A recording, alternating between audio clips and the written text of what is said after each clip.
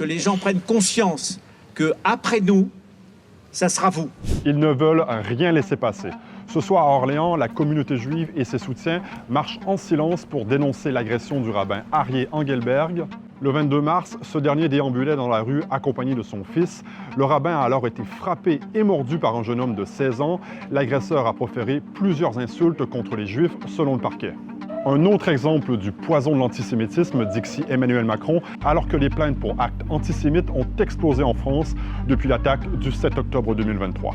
Par votre présence, vous dénoncez l'antisémitisme, mais toutes les intolérances vis-à-vis de tout le monde. Ici, on vit avec toutes les communautés en bonne entente.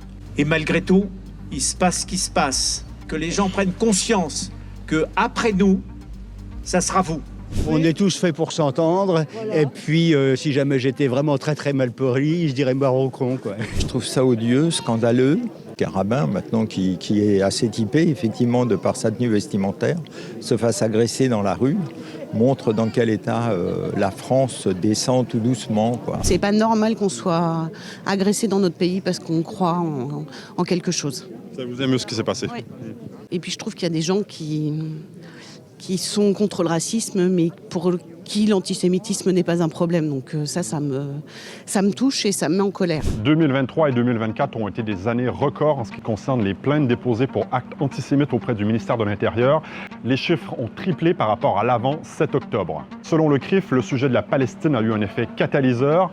Les plaintes mentionnent régulièrement ce sujet. On a l'impression que le conflit, mais surtout que le 7 octobre, c'est-à-dire l'agression terroriste contre Israël, a déclenché de la part de certains une furie antisémite complètement incontrôlable. Craignez pour votre sécurité depuis le 7 octobre? Exactement, mais j'irai pas claironner dans certains quartiers que je suis juif. On baisse un peu la tête, on se cache un peu et on évite tout signe ostentatoire montrant que je suis juif. Oui, c'est clair. Je pense que c'est la responsabilité des politiques et la responsabilité aussi des médias qui jouent là-dedans via le traitement de l'information. Et donc j'espère qu'on pourra traiter un peu plus des sujets de fond que des polémiques aussi qui peuvent être parfois un peu malheureusement stériles. Il y a effectivement une tension sociale qui monte et je pense qu'il faut que ça redescende et il faut qu'on revienne à un peu plus d'humanité, un peu plus de respect, de tolérance et surtout que toutes ces idées nauséabondes qui circulent dans notre pays s'arrêtent.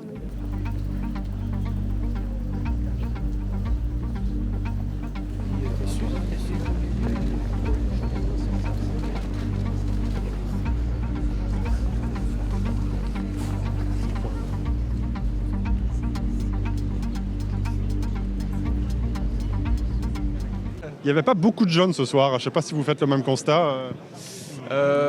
Ouais, effectivement, c'est vrai. Oui, on a déambulé un peu dans la foule. Il n'y avait pas énormément de jeunes et je trouve ça un peu dommage. Parce que c'est quand même l'antisémitisme, c'est pas une question de génération, ça concerne tout le monde. Peut-être malheureusement un manque d'informations sur le sujet, manque de sensibilisation justement, peut-être faire plus de prévention aussi sur ces questions-là. Mais nous justement je pense qu'en tant que jeunes on est content aussi d'essayer de montrer que les jeunes aussi doivent être là pour la cause de l'antisémitisme et globalement contre toutes les formes de racisme en général et j'espère que la jeunesse aussi sera davantage présente pour ce genre d'événement.